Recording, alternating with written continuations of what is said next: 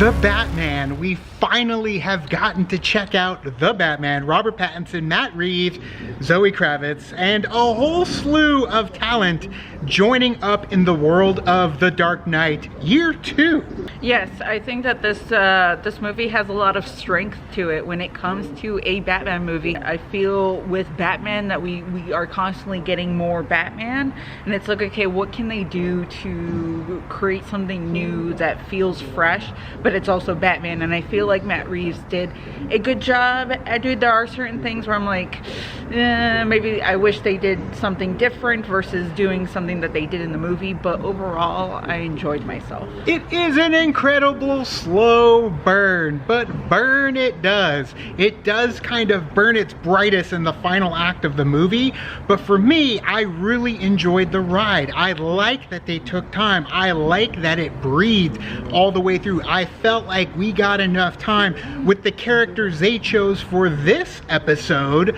of this Batman tale, and it felt like we've got plenty more that there can be said, but I love that they built this world kind of similar to what series do, TV shows, but they did it in a movie, and that's why this one is 3 hours long. Yeah, this movie is definitely kind of like a dark ride when you go to a theme park. You know, it's kind of slow and steady, but you're enjoying the imagery, you're enjoying the story that is given to you, and then at the end you're kind of like, okay, let's go on another ride, you know, like you're excited to see where this can take you.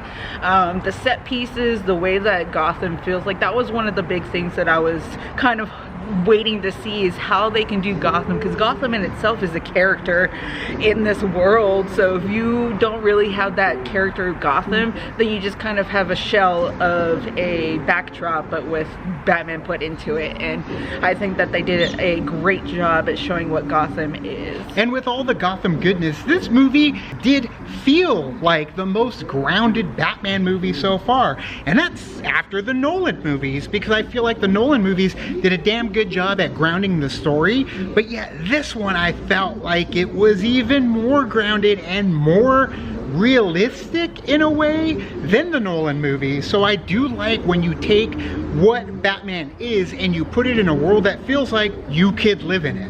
One of my favorite villains is the Riddler, because of the way the Riddler does his methodical like things. Like I love the riddles. Like riddles are so much fun to decipher, and like when you're going through a story and it connects the dots in the story and everything kind of aligns, it felt like, oh damn, this is happening, like this, all of this is connected. And I think that is what made it feel not that long for me. Like I was like, oh, it's already been this long. Sure. Watching the movie. So yes, it might have a slow burn, and I feel like there might be people out there that like, it's too slow.